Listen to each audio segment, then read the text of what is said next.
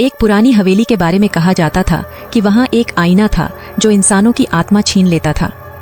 लल्लू और बल्लू को इस कहानी पर विश्वास नहीं था, लेकिन आज वे इस पुरानी हवेली में उस शैतानी आईने को देखने आए थे।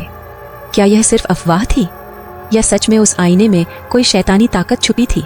एक रात अंधेरी और डरावनी, जब हवा भी चीख रही थी, लल्लू ने पुरानी हवेली के दरवाजे को धक्का दिया। उसके साथ बल्लू, जिसके चेहरे पर हमेशा हंसी रहती थी, आज डर के मारे चुप था। दोनों के हाथ ठंडे और पसीने से भरे हुए थे। हवा कुछ अजीब सी लग रही है यहाँ, बल्लू ने कहा, अपना दिल संभालते हुए। लल्लू, ये आइडिया सच में सही था क्या? चुप रहे यार, बस आईना देखते हैं और वापस चलते हैं, लल्लू ने हंसी में कहा, लेकिन उसके चेहरे पर घबराहट साफ झलक रही थी।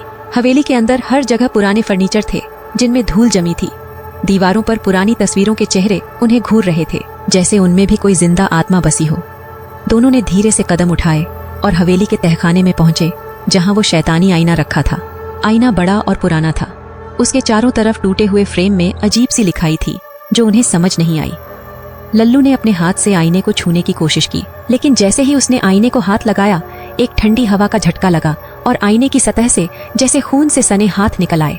बल्लू ने चीख मारी, लल्लू पीछे हट! लेकिन देर हो चुकी थी। आईने के अंदर से एक काला साया निकला, एक औरत जिसका चेहरा पूरी तरह से धुंधला था, लेकिन उसकी आंखों में खून के धब्बे थे। वो साया हवा में तैरते हुए आगे बढ़ा और उसने लल्लू को घूरा।